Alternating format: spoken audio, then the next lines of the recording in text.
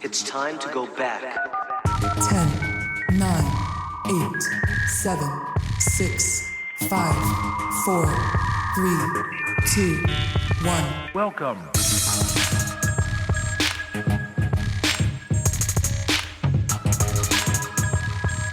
Hey everyone, welcome back to another guest list episode of the Generation S podcast, a podcast about growing up in the 90s and early 2000s. Now, last week we had a fantastic conversation about the kind of the next stage in evolution of our childhood viewing habits, if you will, which again started with Ghostbusters as far as earliest memories. It evolved into the Ninja Turtles.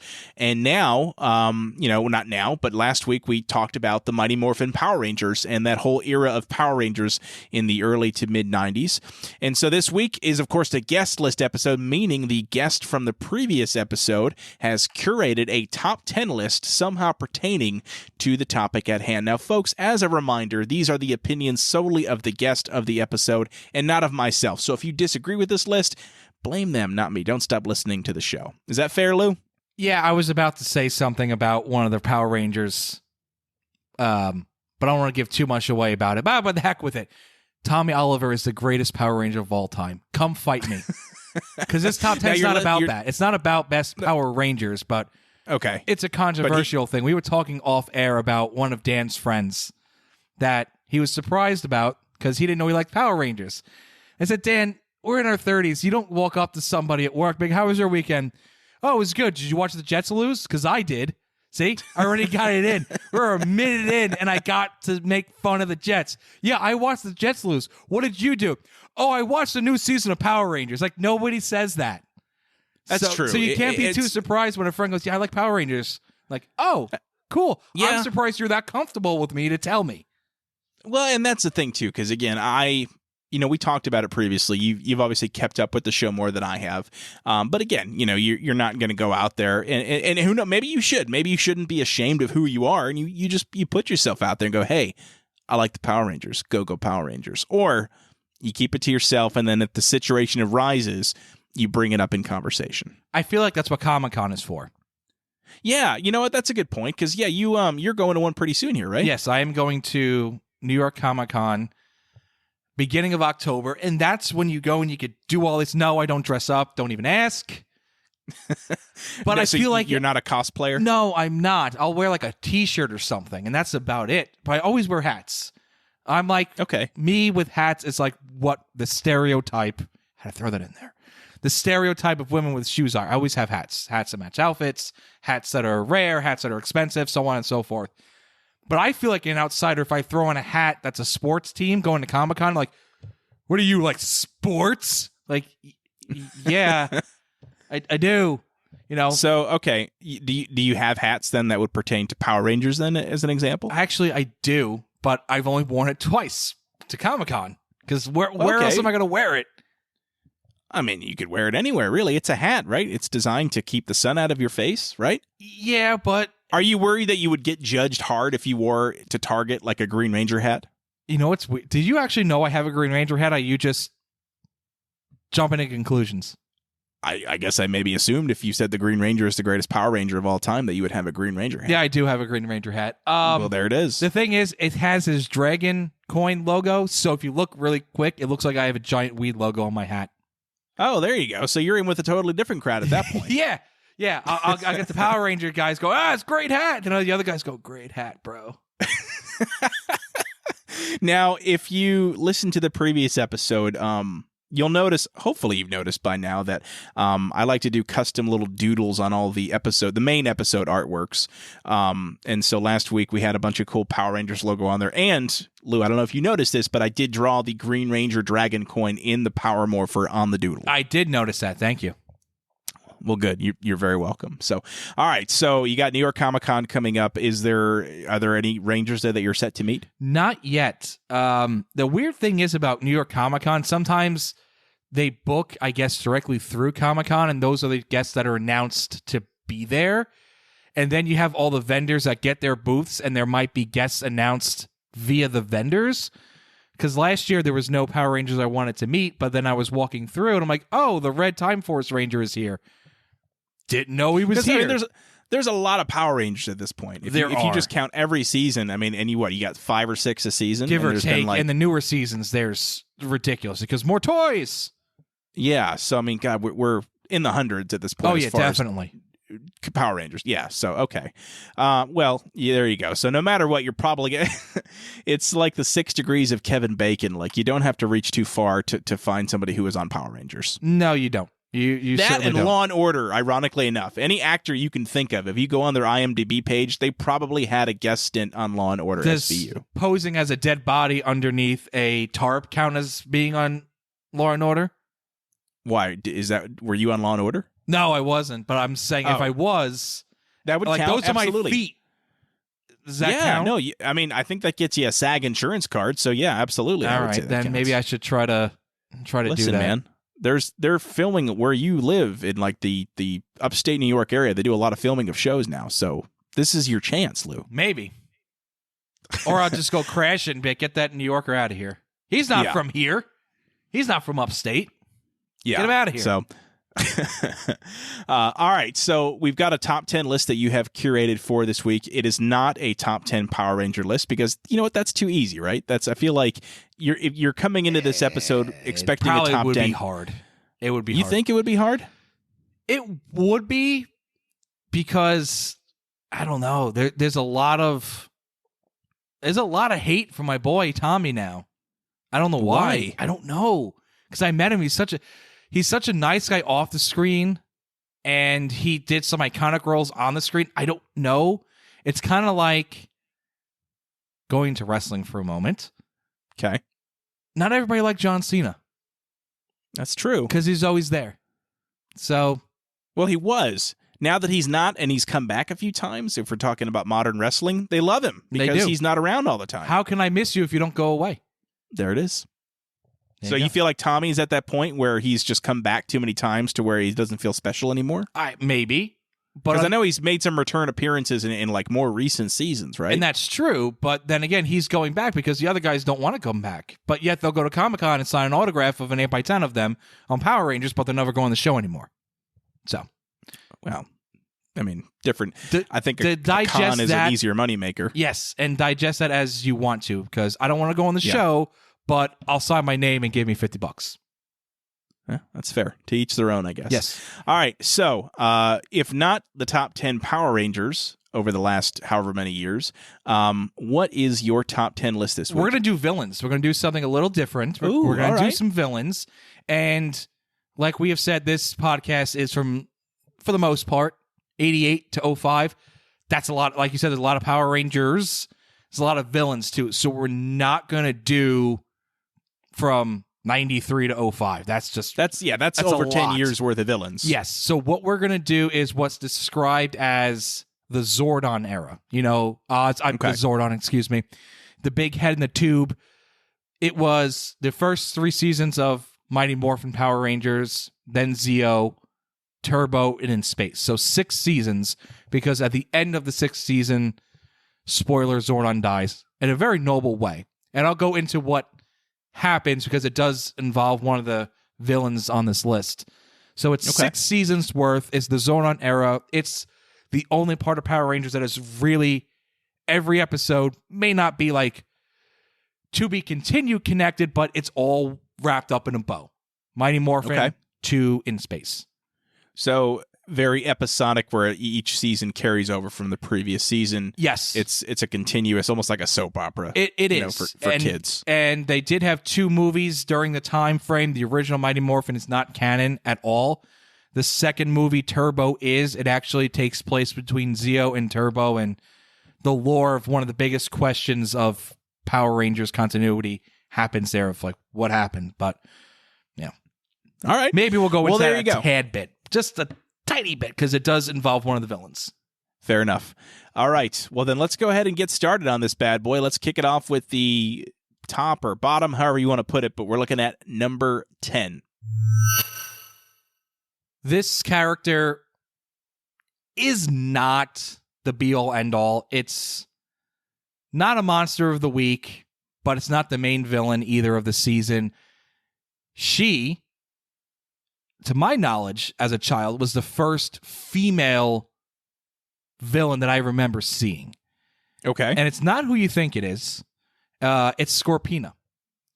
Scorpina. Now, I do remember her. She was only in the first season, right? She was in the first season. She was in kind of the third season, but it was kind of like chopped footage. And yeah, it was season 2 and 3 were very bad. But she was in season 1. But I remember growing up that most women on TV were like April O'Neil, the damsel in distress, or Janine, who was the secretary. There were female heroes, like you had Wonder Woman, you had Rogue, you had like from the DC and Marvel universe, the Pink Ranger, but I never saw a female villain. She had a few in like comics and stuff, like you have like, Catwoman or Poison Ivy. Yes, but those were they weren't live action. No, and that's the thing. Yeah, there's a big difference there. Yes. I mean, you had live action Catwoman, but again, that was back in the 60s. Yes, no, so but I see what you're saying though. Yes, it was something. It was just something different. Yep. So for those uninitiated, can you just give a quick elevator pitch on who Scorpina is? So Scorpina was Rita Repulsa, who was the main villain. Scorpina was probably third in command. She was like a general. If you had to go like by an army, she was like one of Rita's generals. She would fight once in a while. She was defeated, but she would cause the Rangers to take a back step, so to speak. The interesting thing is, in Japan, she actually married one of the other villains. Not married. I won't say married. She had a child. I do remember that. I remember they were romantically involved even in the American version, because I remember that coming up in one of the episodes, if I recall correctly. Yeah, they hinted at it, but in Japan, they actually show that they have a child. Gotcha. And that person is on this list, so I'm not going to say who it is. You mentioned like recurring in Monster of the Week. So the recurring villains, they do fight the Rangers in more than one episode, and that's really what obviously sets them apart, is that they have multiple battles with the Power Rangers. Ironically enough, it's probably the same footage reused over and over again from Japan. Oh, yes. But they're in different episodes with these guys. Yes. She was not a Monster of the Week. She was one of the henchmen, but to me, it was something different. It was a woman. She was powerful. She was strong. She beat them up. And in the comics that came out now, she had a great, great storyline. So if you're in the Power Rangers and you liked that character, I would highly suggest picking up the new comics. It's a pretty big surprise when they reintroduce her, but that's what stuck out about Scorpina to me. Nice. All right. Well, there we go. That's a fantastic way to kick this off. So let's keep things going now and see what you got for number 9. I just mentioned Monster of the Week. Monster of the Week was exactly what it sounds like. They would have a monster, it'd come out, it would fight the Rangers, it'd get destroyed, and it would go away. They were kind of throwaway monsters. Of course, they made the toys of them. But for the most part, there's a few here and there that people remember for good, bad, or indifferent. I only have one Monster of the Week actually on this list. So the fact that he made this list is pretty, not surprising, but it speaks volumes to what they made this character do. Piranha's Head was his name. Now, you may not remember him, but when I do. Okay, I do remember him, actually. I do. Can I talk about this guy? Okay, so Dan's excited. He knows. Okay, yes, so I'll interview you. So Dan, tell me, what do you remember about Piranha's Head? And I really hope it's this guy, because I'm going to feel really stupid if it's not. Is this the one? We're not going to edit it out if it's wrong. No. Well, I'll leave it in. I'm not ashamed. Is this the one that would eat all the Power Rangers and then absorb their emblem on his belly? No, it was not. Damn it. Oh, jeez. Okay. I know which one you're talking about. I do. Well, he was a fish. That guy was a fish, too, so I thought Piranhas. That's a good guess. So, when I tell you what episodes he was in, you'll know right away. He was the monster in the primetime episodes. Oh, really? Okay. 2. So, Season 2 debuted on primetime TV. I want to say ABC, CBS, something like that. No, Fox. Some Power Ranger fan I am. I don't even know what network they're freaking on. They were on Fox, and it was a primetime episode. 2 episodes, maybe even 3. But do you remember those? Do you remember hearing about those, that the Power Rangers were actually on primetime TV as opposed to the normal Saturday morning or weekday afternoon time slot? I do. You're asking what time it was on? No, I was just asking in general. Do you remember watching those or hearing about those? The primetime ones, yeah. Well, we talked about that last week. I remember that was a big deal because my parents let us stay up late to watch. It was like a 2-parter. And while you were talking, by the way, that's why it sounded like I totally wasn't paying attention because I kind of wasn't. I was Googling Parantishead to get a look at this guy. I remember him. The one I was thinking of, I don't remember his name, but he was actually like a toad or a frog or something. He was. Yes. Okay. So anyway, so Parantishead, this guy looks dope. He looks fantastic. And so, yeah, so he is a Monster of the Week from the second season. Yes. And I absolutely do remember him. And the reason why he's on the list is, number one, because he was the monster in the only primetime episodes they ever had of, and dare I say, only primetime episodes of anything from our childhood that made it that big. But in the lore of Power Rangers, he was the first villain that Lord Zed made. He destroyed the original Zords. So that was, in and by itself, at the time, was the first real scene where they lost. That was a big deal. That's why it was a 2-parter, because that first episode, they got destroyed. Yeah. I mean, there were episodes where they lost, but they came back like, they lost. Like, your Zords are gone. We're going to make new ones, more toys. But they're gone. So, introducing him as the Monster of the Week for the new main bad guy set the tone for the next couple of seasons. Yeah, no, that's fair. And again, being that it was the only real episodes to air in primetime, he probably got more viewership than any other villain before or since. Yeah, I would say so. Yep, and they made toys of him back in the day, and even right now they were re-releasing. I don't want to say re-releasing because they're new, but they're making new toys, collectibles. I really shouldn't say toys because they're not like $5. Things are like freaking $30. But I digress. They're making them, and he was one of the first ones that they made. Okay, so obviously very well remembered by most fans if that's one of the ones they decided to go with. I would say so, yes. Yeah, awesome. Well, excellent choice for number 9. We're just upbeat today, we're in a good mood. This is positive. So positively powerful Power Ranger. I don't know, whatever. It's going to get dark and gloomy in a couple minutes. All right, well, here we go then. Let's keep going. What do you got for number 8? It's not gloom and doom. It's not dark clouds and rain or anything bad like that, because her name is Divatox. I remember her. You probably had a crush on her too. I might have. She's from Turbo. It's funny. I do remember she's from Power Rangers Turbo. She was in the movie, and you know why I remember her is because I thought she was the Pink Ranger turned bad. There was a rumor going around that she was actually the Pink Ranger. And so whenever I would see the commercials for that movie come on TV and they show her on screen, I would try to look really quickly and see, is that Kimberly? And it wasn't, obviously. But she was in that movie. And that's where your eyes went, because my eyes went to the outfit that they made her change when this series came out. But that's either here nor there. But look it up. The outfit in the movie was deemed to be too revealing for the kids' show. So they changed the outfit, and they changed actresses too. I don't know if the actress changed because of that backlash, but I know the outfit certainly did. Not the best villain. I don't think she even had any powers, so to speak, but talking about the accomplishments. Remember I told you there's one part of continuity that bugs all Power Ranger fans? This is it. Yeah. So you remember the season Zeo? Power Ranger Zeo, yes. Okay. So those powers are supposed to get more powerful over time. Okay, well established. Here comes the new villain, and we get the turbo powers. Great. Why, though? Why? Just why? More toys. Yeah, I know, but continuity. Why? Why are we getting rid of these? No explanation. Well, Divatox is that much more powerful. Okay. So Zeo powers not as powerful to beat Divatox. So that makes him very powerful. At the end of Power Rangers and Turbo, which is a god-awful season, she and her minions blow up the command center, the power dome. Okay. Kaput. It goes away. And then she goes into space to be with Dark Spectre, who's like the grand evil Grand Poobah guy. So the Rangers have to chase her. So she straight up beats them. Blows up the command center, turbo powers are no more, 100% defeated.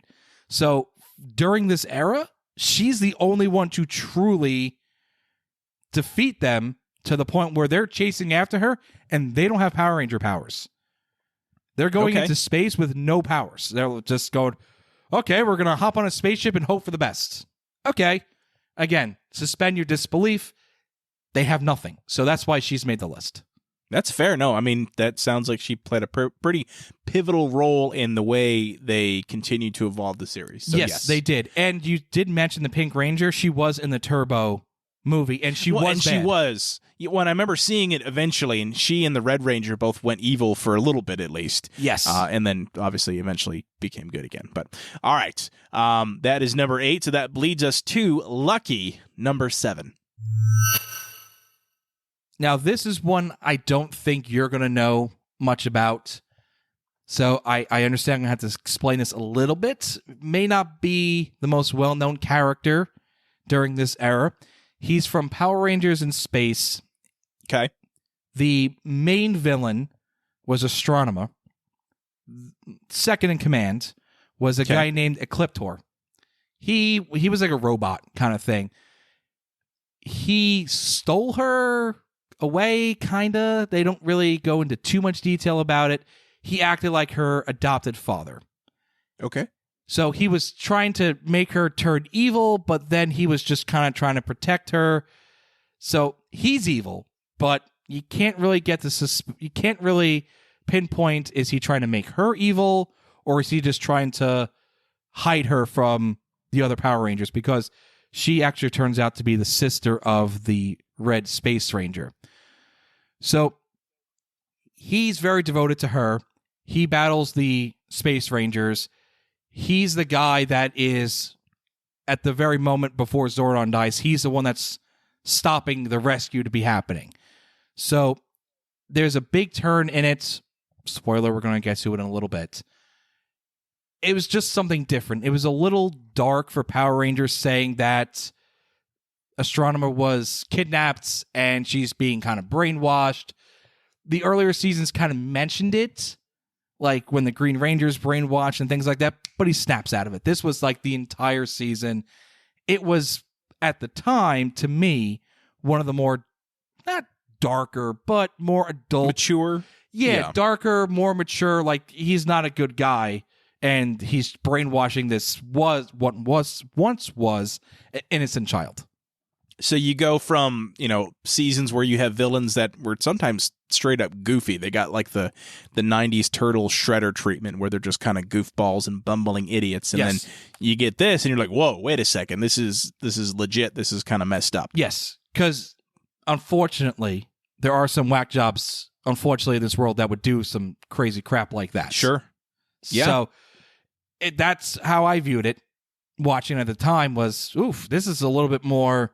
Yes, it's silly and it's in space, but there's a sense of realism, unfortunately, to it. Yeah. All right. Well, no. Excellent. All right. Cool. Well, that is number 6. Let's go ahead and keep on going down. We are... No, I'm sorry. That was number 7, Lou. Number what 7. Am I saying? That was number 7. That was lucky number 7. That was lucky number 7. I just said that. All right. Here we go. Number 6. This is where I might get some hate mail if people wrote mail. Or email. Or in the Twitter machine. Number 6. You got me messed up now. It is number 6. It's Rita Repulsa. Now, you may be asking me, why is she so low on the list? I'll explain. Please do, because, she's... When I think of Power Rangers, she is the main villainess that I think of. Okay. Now, can you tell me, because you did watch during that era pretty regularly, correct? Yes. Okay. Can you tell me her powers, other than make my monster grow? Well, she had a magic wand, and she was a witch, right? Wasn't that the whole thing? Was she was basically just like a witch with a staff? Yeah. In Japan, she was pretty badass, but do you remember when she fought the Power Rangers, like in hand-to-hand combat? I honestly don't. Did she? Because she didn't. She never did. She never actually did anything in Power Rangers. So she was just like a straight-up couch quarterback. Yes. A very hands-off villain. Yes. All right. A commander. And so that for you, that lowers her down because, like, listen, if you're going to be a true leader of villains, you got to be able to get your hands dirty. Exactly. Somebody's not doing their job. I got to step in. Well, we're going to talk about that line later in this in this top 10 list. I figured we probably would, yeah. But she doesn't do anything. Yes, she'll make Finster make the putties and the monster That's of the true. week. She doesn't even make her own villain. No. She just literally bossing people around. No, all she does, she's a supervisor. She ain't doing anything. She's middle management. Upper middle management. Upper middle management. Okay, Yeah. fine. We'll say that. She's not quite at the C level, She but she gets 3 weeks vacation. The others get 2. There it is. And she always has headaches too. You remember that? She always used to get headaches Nah, at the she's end such of every a millennial. I got a headache. I need to go home. I need a quiet room. episode. Oh my god. She was ahead of the times. We're millennials, Lou. We can't make fun of millennials. We're millennials. You know that, right? Yeah, okay. Anyway, all right. So Rita Repulsa coming in at number 6 could be controversial. Let us know what you think on the Generation S podcast Facebook page at Generation S. And let's move on down the list here to number 5. Another maybe not so well known villain or group of villains. This is actually a group of villains. Okay. From Power Rangers in Space, going back to that villain I had mentioned previous, Ecliptor. Yeah. Ecliptor. I keep saying his name wrong. And Astronomer. The Psycho Rangers. It's a group. It's a group of bad Power Rangers. But they actually have a storyline behind them. In America and in Japan? I don't know about the Japan part of it. In Space, I don't... But in America, they have a backstory. They do. So basically, I had mentioned Dark Spectre, who is the grand poobah of all the bad guys. He's who every villain reports to. He's the CEO of evil, okay? Okay. If we said Rita was upper management, he's the CEO. So Astronomer, she wants to overthrow him, like all upper management wants to do. And she creates these Psycho Rangers, and she uses his energy to create them. So they have a very, if you haven't seen them, I would suggest to just give a quick Google. They look pretty cool. They're really cool looking. Mighty Morphin had a version of Dark Rangers, and they were so bad. So bad. I don't know if they were meant to be serious. I hope they weren't meant to be serious, because they were awful. These are the complete opposite. They look awesome.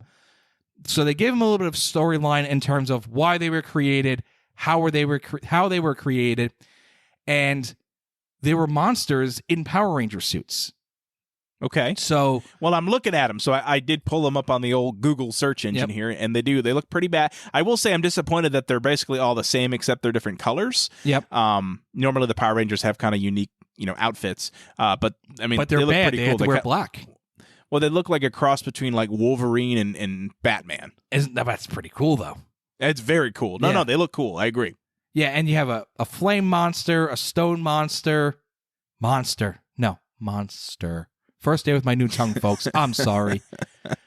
Ice monster, spider monster, and a plant monster. So it's not just a regular human underneath it. It's an actual monster, which is something different also, because at that point you've only seen humans, so to speak, become Power Rangers. Now you're seeing something completely different be able to get those powers. So it was something different. It was refreshing. The look was awesome.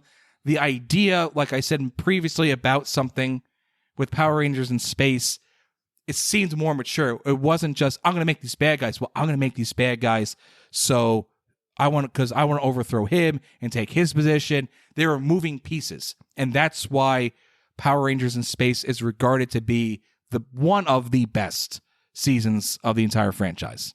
It sounds like there's a lot of really good, and again, I stopped watching before it, but I mean, I might have to go back and just give it a shot. Now let me ask you, as a grown man who'd never watched it, would I still get some enjoyment out of it? Yes, you would. I think of Power Rangers in Space, you would, especially because you know where it came from. It's the It was supposed to be the conclusion of Power Rangers, period. It was supposed to be it.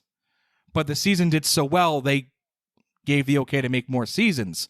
So it's kind of like the closing of I mean, it is. It's the end of the Zordon era, but... Well, it's like in modern times, it's like Avengers Endgame, right? Where that was... Maybe that wasn't ever supposed to be the end, but it was like the end of this very long saga. Yes. Essentially, if you called it Power Rangers Endgame, that would be a fitting title for Power Rangers in Space.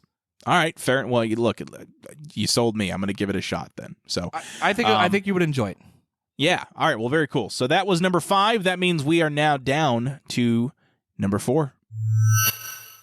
I mentioned your name a few times, and I'm fairly certain you're not surprised that Astronema made the list. Back to Power Rangers in Space. So are you seeing a pattern here that almost every villain from In Space has made this list? Well, that's how good they were. They were. So her nicknames include the Princess of Evil, the Dark Princess of Space, and the Princess of Darkness. I'm sensing a pattern there as well. Yes. So we kind of discussed it already, that she was stolen as a child, kind of brainwashed. She's the sister of the Red Ranger, trying to take over to be the CEO of Evil. So I kind of discussed her already, but let's talk about the face turn. She becomes good. She does. Because if you're a fan favorite, you got to turn good. So she does become good. And she actually does return in the following season of Power Rangers. So she debuts in Space. She comes back in Lost Galaxy. There was an issue off screen. One of the Rangers, unfortunately, did become legitimately ill. I don't want to specify what the issue was and get it wrong, but I know it was the Pink Ranger, and it was serious enough that the actress had to be written off the show for a period of time. So they brought her back because she was a fan favorite, and she became the Pink Ranger. So that was pretty nice. cool. So that's, you were talking about the mature themes. Story arc. She was innocent. She was stolen. She redeems herself. She becomes an agent of good. And then actually, I want to say 5 years ago, when they had the really big reunion show, 25th anniversary, there was a handful of Rangers that came and actually showed up out of costumes. You actually saw who they were. She was one of them, and they did acknowledge that she used to be evil. So that was pretty cool. Oh, nice. Okay. Yeah, no, that's actually, I mean, I feel like, has there been anyone else since that was, well, I mean, I guess you had the Green Ranger that technically started out as a villain, but he was always a Ranger villain, whereas she was a non-Power Ranger that became a Power Ranger. Well, we do have another one. It just, as you were saying that, it hit me. We did talk about Rita Repulsa for a quick moment. Yeah. She does turn good. I don't know Rita if you know. turns good. She does turn good. So I did not know that. Going back to Power Rangers in Space, the ending when the Red Ranger, well, I don't want to give too much away if you haven't seen it. When Zordon sacrifices himself, not going to say how he does it, but he does sacrifice himself. It's like a big explosion, and it's called the Z-Wave. Anything that is bad and corrupted becomes uncorrupted. So Rita doesn't look the same. She doesn't look like a witch. Much later, she becomes, what's it called? The Mystic Mother. Yes, that's it. She becomes the Mystic Mother in Power Rangers Mystic Force, which is, oh boy, probably at this point, 15 years ago, give or take. Okay. And it actually is the actress that played Rita in Japan. It's dubbed over. Oh, nice. It looks terrible. But is it supposed to be the same character as, like, okay. Yes. Yes, so it is Rita as Mystic Mother, so she does turn good. That was really it that I know of. Maybe there was more to it, but I did see the clip. And if you give it a quick Goog, you type in Mystic Mother, you'll see that it is Rita. Let's go ahead and let's bring out the old Google machine again here. We're doing this a lot on this episode, but I think that's okay. And we keep talking about Power Rangers in Space a lot. And we do, yeah. Well, and I think it's clear. Yeah, it's clear what you're. Well, while Dan's doing this and he's looking it up quick, there's one other thing in space that's really cool. The original Power Rangers, their power coins get destroyed. Can they morph again? What would happen if they morph? You find out in Power Rangers in Space. Interesting. What happens when an original Ranger tries to morph with a broken power coin? Okay. All right. Well, fair enough. Let's take a look at that then. Well, here, I got Mystic Mother pull up, and yeah, she's kind of terrifying. Yeah. She's all white. She's got like a gold-looking crown. She's got a really terrible expression on her face, but I can definitely tell. She's probably got a headache.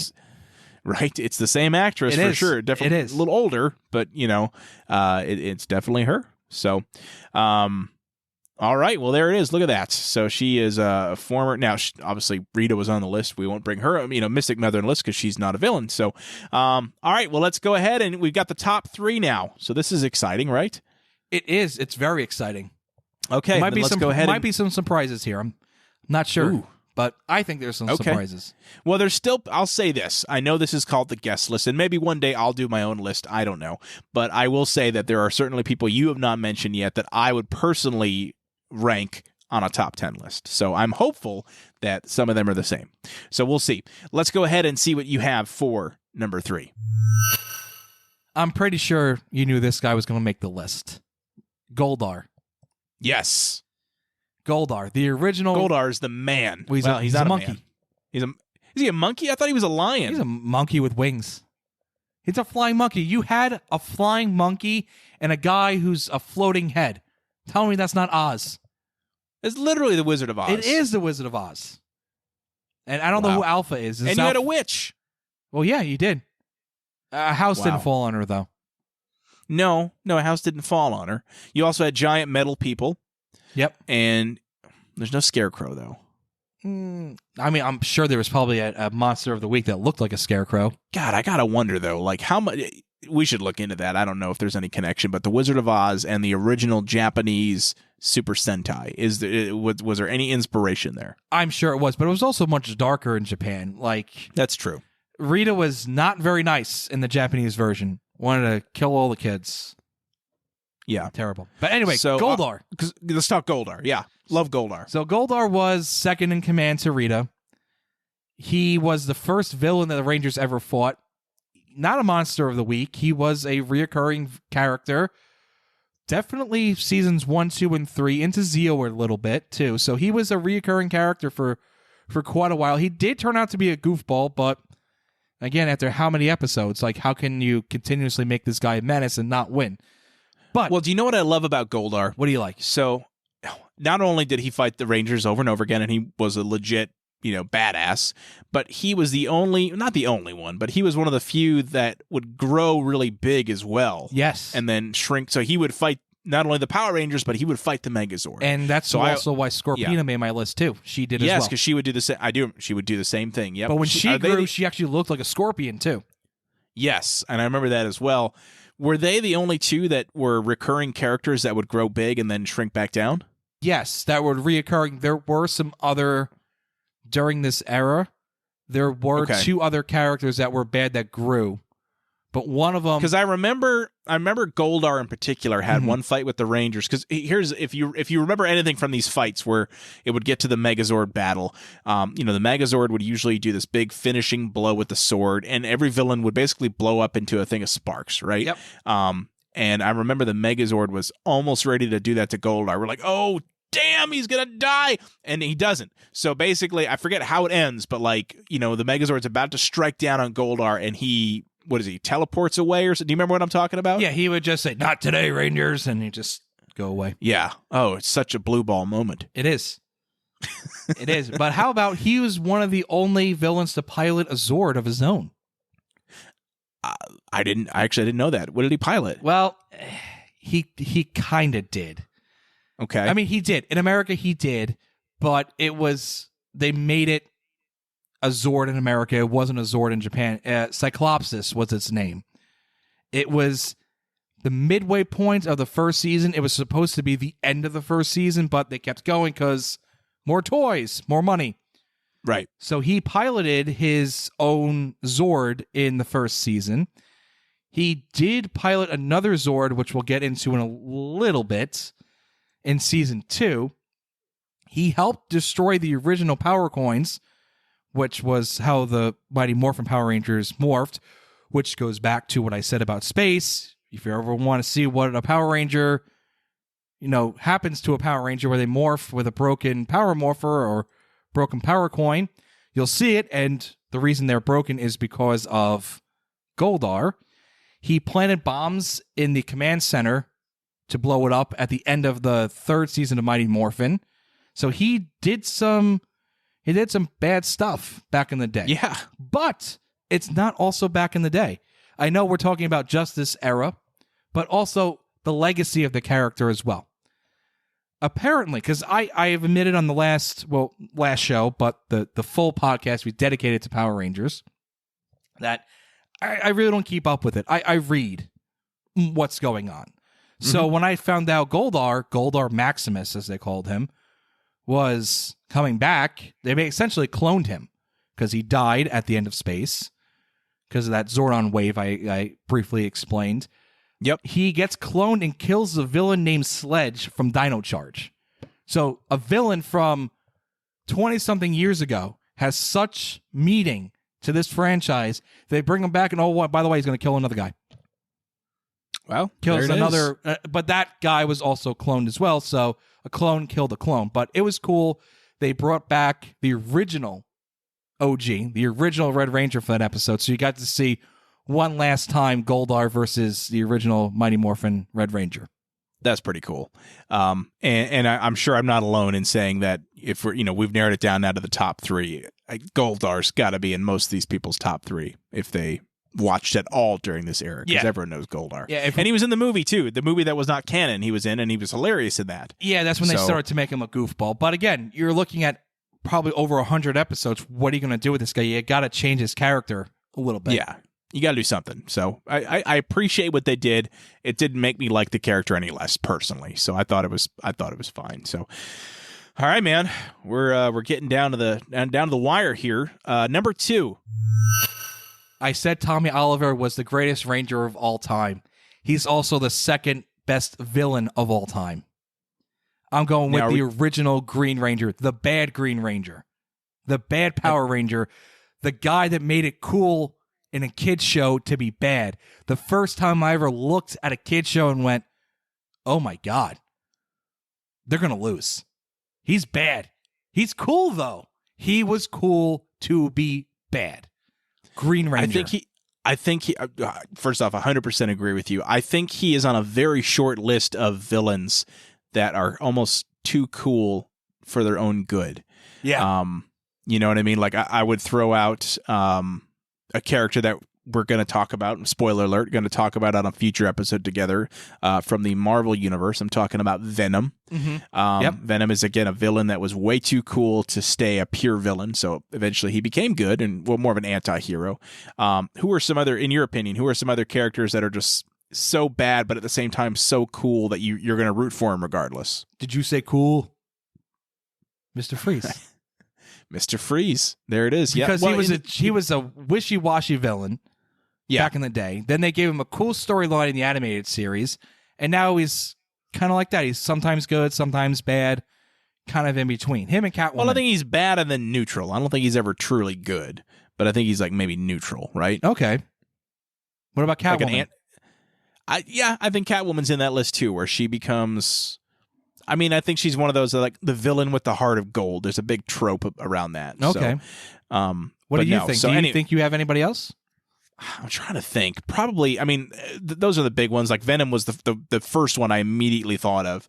But as far as like other characters, like, I don't know, like if you look at like modern Marvel movies, maybe like the Winter Soldier would be considered that, where like he was so cool as a bad guy, they had to make him good. Now I know he becomes good in the comics, so it's not like they totally, went off, the formula there, but it made it really easy to switch him good because people already loved him when he was still the villain. I would say Loki, honestly. I totally forgot. Loki. He's same like the thing. ultimate gray character, though. I mean, I guess, but like in the first few appearances in the movies, at least, like it's pretty clear he's bad. Like, you can sort of sympathize with him, but he's bad. And so by the time you have the second Thor movie, what was it called? Dark World. Terrible movie. Really terrible movie, but I thought Loki was great in it. Oh, yeah, he was, but the movie was terrible. Loki was awesome. Yeah, no, the movie was not great. It was probably my least favorite Marvel cinematic movie ever. But again, Loki was fantastic. So another bad guy that kind of became good, and people love him, so you're going to keep rooting for him. So anyway, we've gone off a bit. I got one. You got one more? Okay. This is weird, but bear with me. What about Godzilla? I mean, I guess, yeah, because he was bad in his first appearance in the 50s. Yeah. And then he becomes like a defender of the earth. How many movies does it take for it to get to that point, though? A few, maybe 3, I think. Okay, maybe. So there's a few movies where he's still truly feared, and then eventually people are like, oh, he's great. So I guess in that sense, then if we're going into other movies, then you got like Freddy Krueger. Not that he ever becomes good by any means, but you root for him, like you want to root for him. So do you though? And he kills people. I guess Godzilla does too. Even when he's defending, he's squishing people. Listen, if you were a fan of the Nightmare on Elm Street movies, you're not going there to see the teenagers succeed. You're going there to see Freddy Krueger slice and dice. That's what you do because he's awesome. So, but again, he doesn't become a good guy. So I guess he technically should not be part of this whole debate here. But Tommy Oliver becomes good. Yes, Tommy Oliver does become good. He stays the Green Ranger for a little bit until he has to make a change, so to speak. Do they ever explain, by the way? I know in the show they explain that he loses his powers because the Rita puts a curse on him or whatever. But like, do they ever talk about why they did that, like in real life, as far as like behind the scenes, or no? Yeah, I mean, if you go online and give it a Goog again, you could find out why the Green Ranger was written out of the show, or he wasn't always on the show. The Japanese footage, like we have said a few times, not to beat a dead horse or a dead Dragon Zord. There it is. There it is. The Japanese version of the show was more mature. So the Green Ranger in Japan, his life was that candle. So when the candle went away, like they did in America, where, Tommy lost his powers, the Green Ranger in Japan actually lost his life. So, gotcha. So that was the equivalent, like, well, we can't have the guy die. It's a kid's show. Yeah. And also, toys. Right. So let's make him a different color. Well, and honestly, now that I'm thinking about it more, too, the White Ranger that comes back, it's Tommy. His outfit is very different from the other Power Rangers in America. And that's because in Japan, this new generation of Rangers have different costumes that match more like, are more aligned with the White Ranger, and then the Zords too. So when you had the Zord scenes, the White Ranger operated Tiger Zord. He's not going to interact necessarily with the Dino Zords, but he's going to interact a lot with the Thunder Zords. And correct. Whereas you don't have the Dragon Zord interacting with the Thunder Zords ever. So I think that's another reason why they had to make that transition. You're exactly right. And you actually, if you look at the sequence where the Zords are kind of like powering up to get into Megazord mode, there's like a lightning bolt that hits all the Zords, and the Black Ranger's lightning bolt is green because that Zord in Japan had a Green Ranger attached to it. That's right. It wasn't a Black Ranger. Yeah, it was the Green Lion Zord or whatever. Yeah, season 2 is very hard to watch because you actually don't see the Rangers on screen with the villains they're fighting. It's all a punch towards the screen, the monster falls, projectile, Rangers fall backwards, call the Zords, they fight, the end. Season 2 it's because the villains are fighting in the Japanese footage these new Rangers in different suits that they never introduced in the U.S. because the originals were so popular. Correct. And actually, sometimes you don't even see the Megazord in the same sequence because Again, Thunder Megazord versus the original. No. What am I thinking of? Well, they filmed footage for season 2 with the original Megazord. Then they decided to make the change to the Thunder Megazord, which is the season 2 Megazord, for toys. Yep. Are you seeing a pattern with that again? Yes, of course. More toys. And we all got every show. Every show we watched back in the day. Yeah, of course we did. Every show we've talked about this before. Yes. Every show that came out back in that day was designed to sell toys. So this was no exception. Season 2, you would actually see, if you freeze frame it in the right spot, you would see the monster from season 2 way after the introduction of the season 2 Megazord fighting again, you have to pause it at the right moment. You could clearly see it's the other Megazord. Yeah. So it was a lot of cut and paste, a lot of projectiles. It was bad. But Very as a kid, bad. Do you notice that stuff? I did. I did. You did? I never did. Yeah, that's when I started to fall out of it a little bit because the movie was between 2 and 3. So I started to lose. I'm like, it's literally the same thing. It's like they're projectile punch, fall to the ground, call the Megazord, and then the Megazord's doing the same thing. And then the movie came out, and I'm just, this was bad. It was bad. Season 2 is a rough watch. It really is.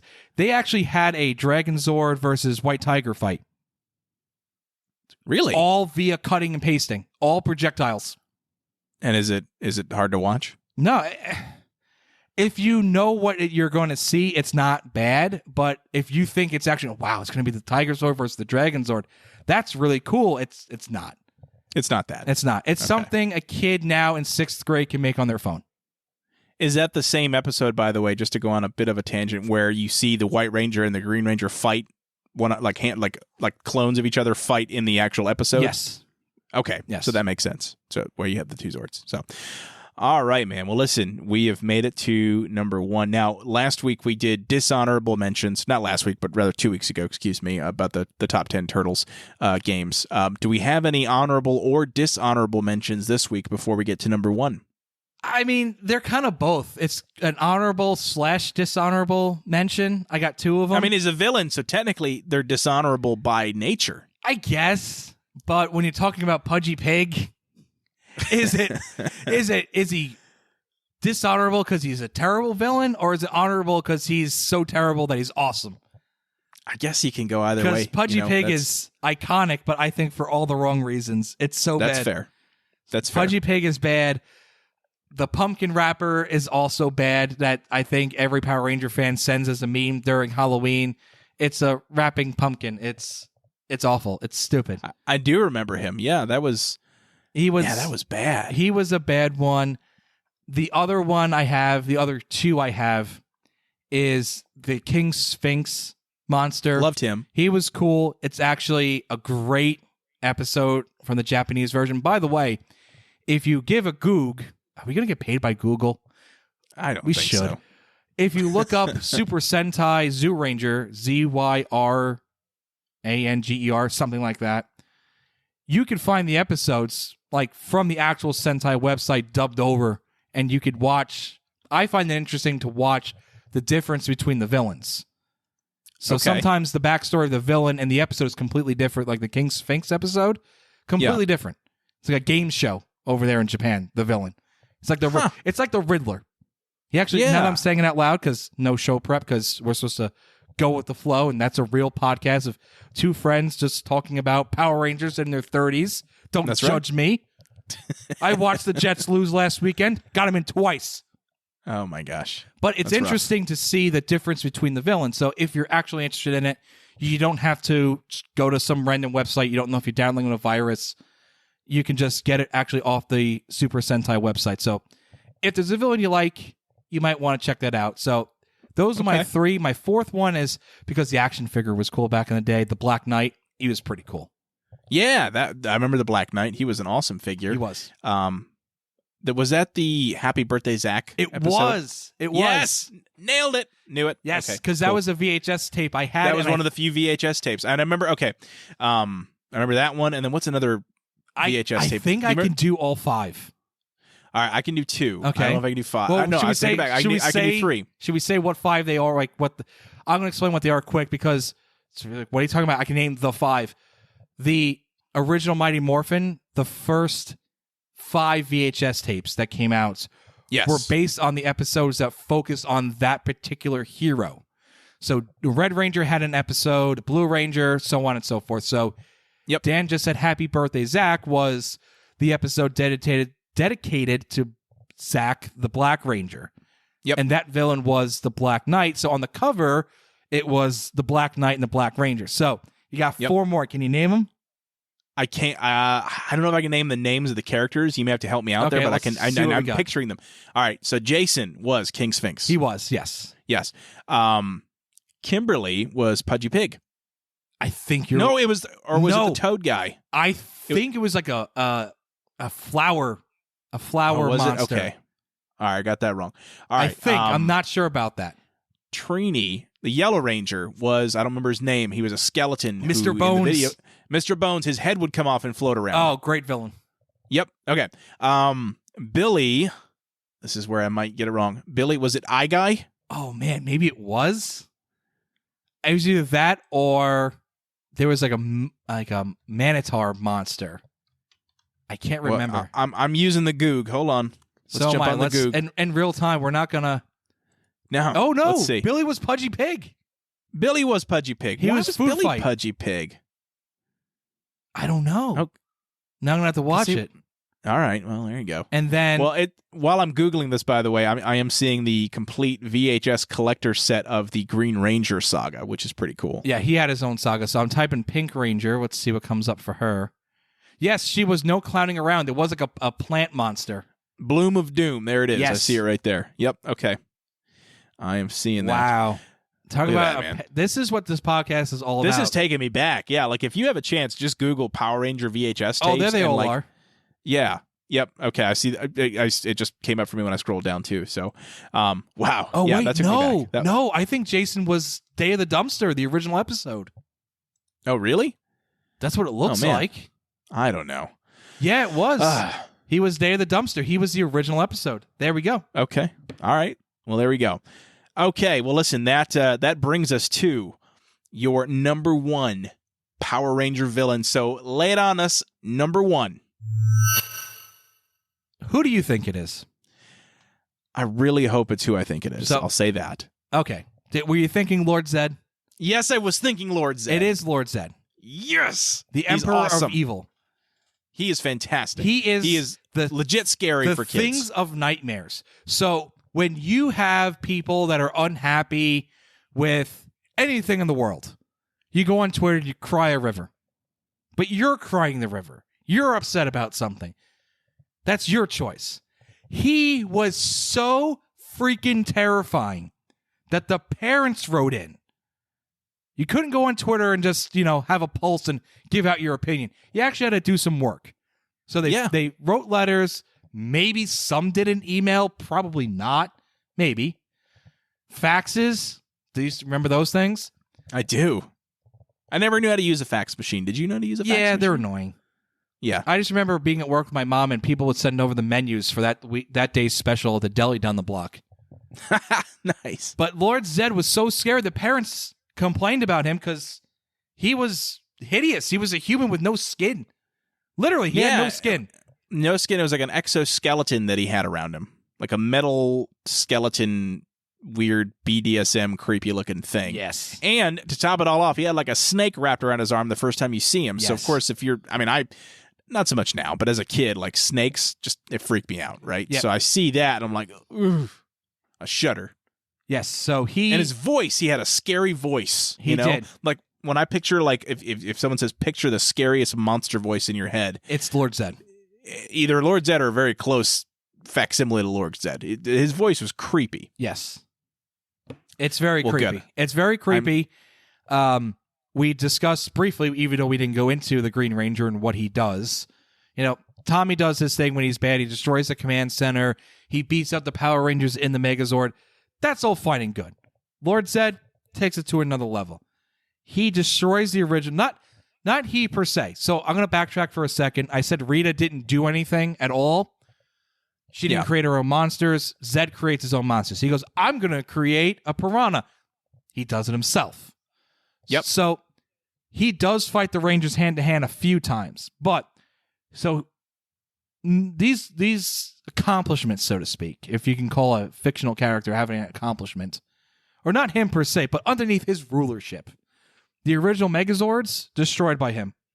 Yep. He piloted Serpentera, which I don't even know how to describe. Serpentera was so big of a Zord that the Red Dragon Zord in the second season was up to like its ankle. That's how big it was. Yeah, but in Serpentera was it a snake or was it a dragon? I think it was a dragon. I thought so too. That's what I'm picturing in my head. I think it was a dragon. It blows up a planet. So it has the capability of like the Death Star. Yep. He, along with Goldar, destroyed the original Power Coins in the Mighty Morphin Power Rangers. Yep. Oh, how about in the middle of this? How about a dishonorable mention because they stink? So the Machine Empire from Zeo, the bad guys that chased away Zed and Rita, they're terrible characters. Terrible characters that did nothing. But I'll give you that. Yeah. But at the end of it, the Power Rangers defeated them, but it was Lord Zed that actually blows them up. So he blows up the Machine Empire. His son, Thrax, the son of Lord Zed and Rita Repulsa, battles the Power Rangers in Operation Overdrive many, many years later. So again, going towards the legacy of the character. Yep. The Beast Morpher Rangers. Again, this is the newer season. I have not seen this firsthand. This is what I've read online. The villains of the Beast Morphers were bringing back villains, similar to what I described about Goldar. Yeah. And they mentioned the name Lord Zed, and they go, no, don't bring him back. It's too bad. Because Too they're evil. afraid of him. Yeah. And then he does come back in Dino Fury, and they try to control him, the villains, and that's not going to go well. And he vows some way he's going to destroy Earth. So that's the character, because he debuted 1990. Well, and he was, you know what's really cool about him too is he's not a Japanese guy that they he's an American creation, which in and of itself for Power Rangers is pretty cool because I think he's really the only one other than, unless you count like the movies, right? The movies had like Ivan Ooze. We haven't talked about Ivan Ooze, by the way. He didn't make your list. Would he have made your list? He absolutely would have made my list. Really? Yes. I loved Ivan Ooze. I thought he was amazing. I thought he was creepy. I thought the fact that he was able to really handle Zed and Rita so handily, I'm like, oh, this guy's bad. If he's beating up those guys, he's got to be pretty bad. So no, Ivan Ooze would have made my personal top 10. I'm not ashamed to say that.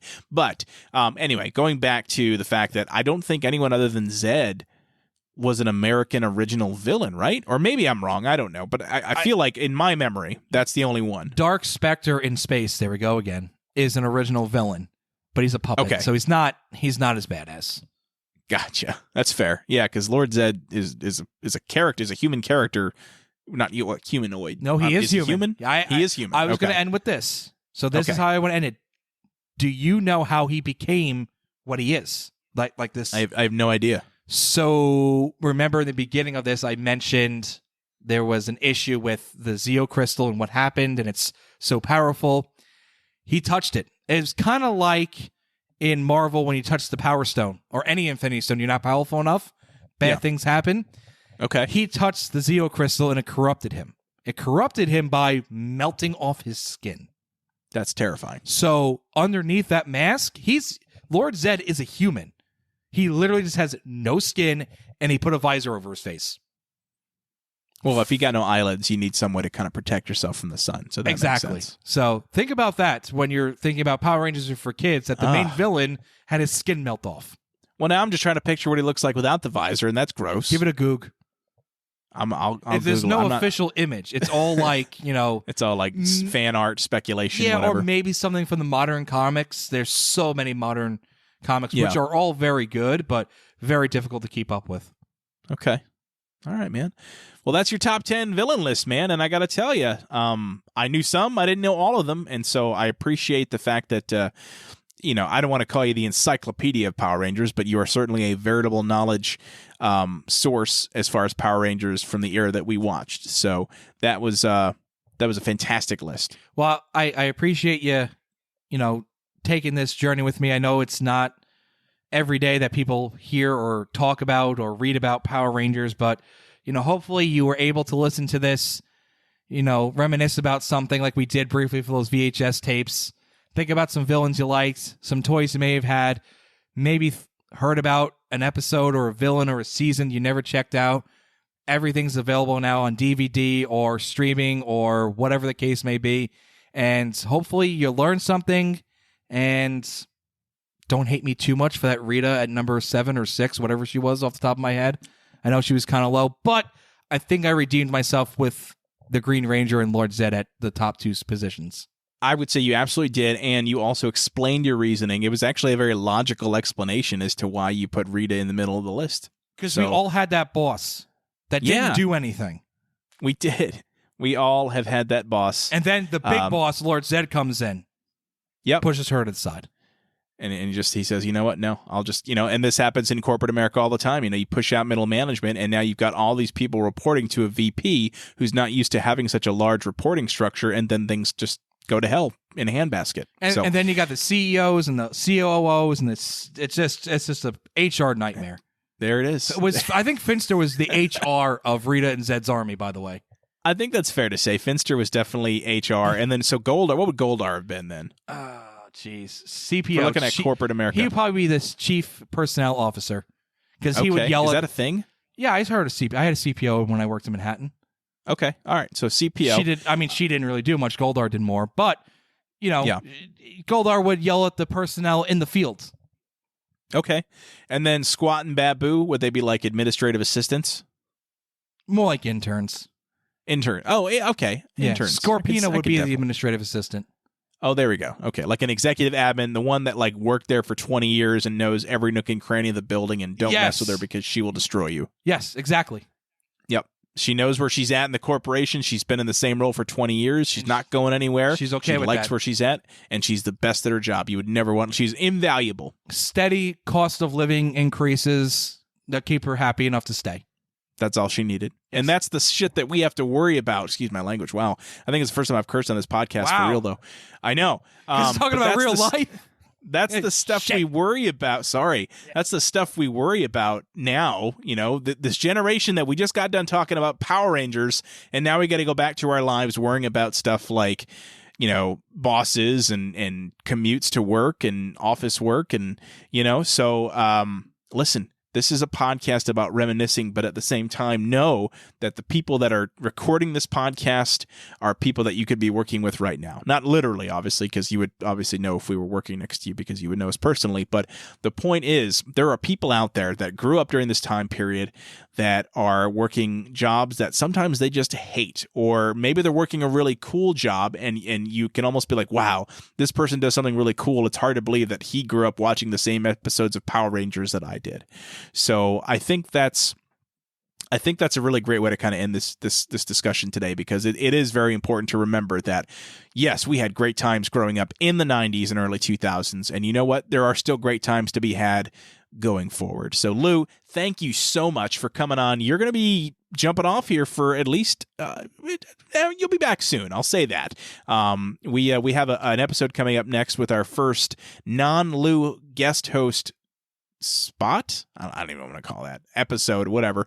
I've got a different co-host for the next episode, but I'm very excited about it. The month of October kicking off, and I'm not going to tell you what it is, but I'll say this: listeners, beware. You're in for a scare. Are we ending with that? Are we ending with that? I figured you had some snarky remark to respond with, but you didn't. So no, I thought that was where we were going to end with. No, man. Oh, no, we're gonna keep. No, anyway, Lou, thank you again so much. This has been a lot of fun. Oh, you're still recording now? Oh, geez, yeah. I should have came over. I should have. Did you stop recording? No, I'm still recording. I just thought we were done because that was like a pretty good ending, but I totally botched that. So I'm done. And now, when I'm not on the show or any shows for the next 3 weeks, you'll know that the Lord Zed of this podcast is kicking out the Goldar of the podcast. So I know when I'm not wanted. So goodbye. Thanks, everyone. Goodbye.